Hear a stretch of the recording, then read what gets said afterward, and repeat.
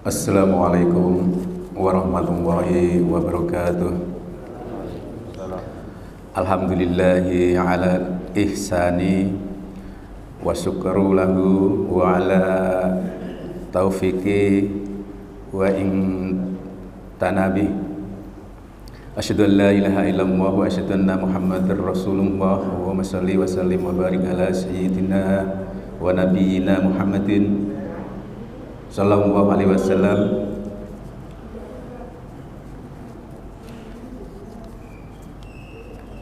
A'udzu billahi minasyaitonir rajim. Bismillahirrahmanirrahim. Ya ayyuhalladzina amanu taqullaha haqqa tuqatih wa la tamutunna illa wa antum muslimun. Jamaah Masjid Al-Hikmah yang mudah-mudahan dirahmati oleh Allah Subhanahu wa taala. Pada kesempatan ini saya masih melanjutkan yaitu hadis-hadis yang terdapat di dalam kitab Riyadhus Shalihin, yaitu sekarang menginjak kepada hadis yang nomor 20. Babnya bab kedua yaitu bab taubat. Sebenarnya hadis ini udah kita semua mungkin udah mengetahui, tetapi tidak ada jeleknya apabila memang hadis ini ada dasarnya, yaitu ada sumbernya, yaitu dari kitab Riyadhus Shalihin. Hadisnya panjang, setengah halaman lebih. Maka dari itu di sini saya akan membacakan yaitu artinya saja.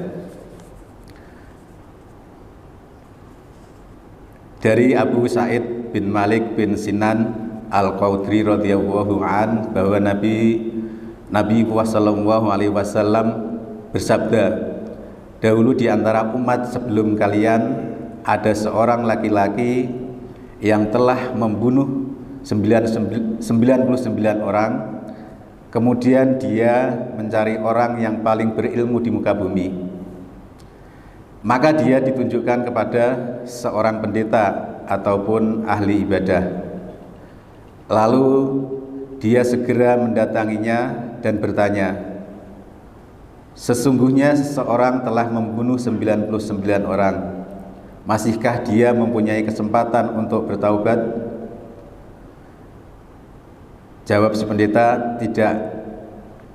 Mendengar jawaban demikian, dia pun membunuh pendeta tersebut sehingga genaplah orang yang dibunuhnya menjadi 100.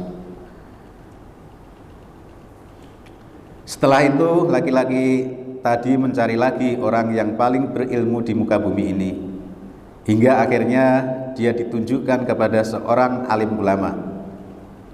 Lalu dia bertanya, sesungguhnya seorang telah membunuh 100 orang. Masihkah dia mempunyai kesempatan untuk bertaubat?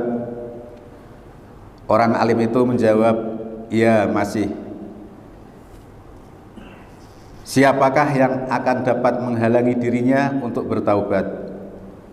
Berangkatlah ke negeri ini dan itu. Sesungguhnya di sana terdapat orang-orang yang beribadah kepada Allah Ta'ala. Lantas beribadahlah bersama mereka.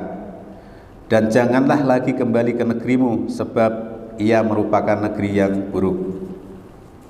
Maka laki-laki itu pun berangkat menuju negeri tersebut.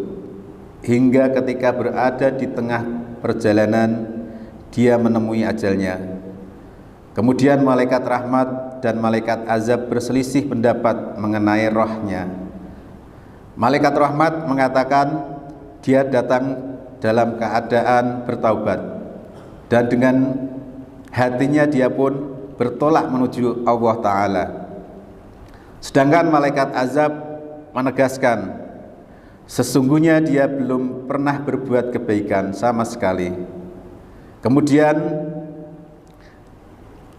didatangi malaikat dalam wujud manusia, lantas mereka menjadikannya sebagai penengah di antara mereka. Malaikat itu berkata, ukurlah jarak antara dua negeri yang ditinggalkan dan yang dituju laki-laki itu, dan ke negeri manakah dia dekat, itulah yang menjadi bagian dari penentu takdirnya. Maka mereka melakukan pengukuran hingga mendapatkan hasilnya bahwa dia lebih dekat dengan negeri yang ditujunya. Karena itulah dia atau rohnya diambil oleh malaikat rahmat. Muttafaqun alaih. Dalam suatu riwayat yang lain, dalam kitab As-Sahih, Sahih Al-Bukhari disebutkan ternyata dia lebih dekat sejengkal ke kampung yang baik itu, sehingga dia dianggap sebagai salah seorang penduduknya. Di dalam riwayat lain juga, yang juga terdapat pada kitab As-Sahih Al-Bukhari disebutkan, maka Allah Ta'ala memerintahkan kepada daerah yang buruk ini agar menjauh, dan kepada daerah yang baik ini agar mendekat. Kemudian malaikat tadi berkata, ukurlah jarak antara kedua daerah itu. Ternyata mereka mendapatkan hasilnya bahwa dia lebih dekat satu jengkal dengan daerah yang baik itu, sehingga dia diberi ampunan. Diriwayatkan lain juga disebutkan, maka dia berupaya sekuat tenaga berjalan dengan bertumpu kepada dadanya untuk bisa mendekat kepada daerah yang baik tersebut. Hadis ini diriwayatkan oleh Imam Al-Bukhari nomor 512 dan Imam Muslim nomor 2766. Dari kandungan hadis tersebut maka dapat disimpulkan, yaitu yang pertama, di dalam jiwa manusia terdapat kebaikan mendasar atau sesuai fitrahnya, sedang keburukan dan kejahatan adalah sesuatu yang dimasukkan ke dalamnya. Keberadaan diri seseorang untuk mengingatnya mengindikasikan bahwa dirinya ada kesiapan untuk istiqomah. Yang kedua, ilmu dengan sedikit ibadah lebih utama daripada banyak ibadah yang dilakukan dengan kebodohan ataupun tanpa ilmu. Selanjutnya, kebodohan merupakan musuh dari diri sendiri. Jadi dalam kisah di atas, minimnya pengetahuan si pendeta menjadi bumerang bagi dirinya. Orang yang berilmu berjalan dengan cahaya kebenaran dan ilmu pengetahuan. Dengan begitu dia mampu memberikan arahan kepada petunjuk sampai akhirnya memperoleh manfaat bagi dirinya sendiri, sekaligus bermanfaat bagi orang lain. Selanjutnya, hendaknya orang yang berilmu dan orang yang berdakwah di jalan Allah menyampaikan kabar gembira dan tidak membuat orang-orang lari dari Islam, serta tidak menjadikan orang-orang berputus asa dari rahmat Allah Subhanahu wa taala. Padahal rahmatnya meliputi segala sesuatu. Kemudian pintu taubat senantiasa terbuka bagi segala dosa dan kesalahan, baik besar maupun kecil. Maka taubat yang dilakukan seseorang dengan sungguh-sungguh akan diterima di sisi Allah Subhanahu wa taala, meskipun dosanya besar dan banyak. Tentunya selama dia tidak menyekutukan dirinya dengan sesuatu apapun. Orang yang bertaubat harus meninggalkan kebiasaannya dalam bermaksiat, mengubahnya secara keseluruhan, serta menyibukkan diri dengan hal-hal yang positif.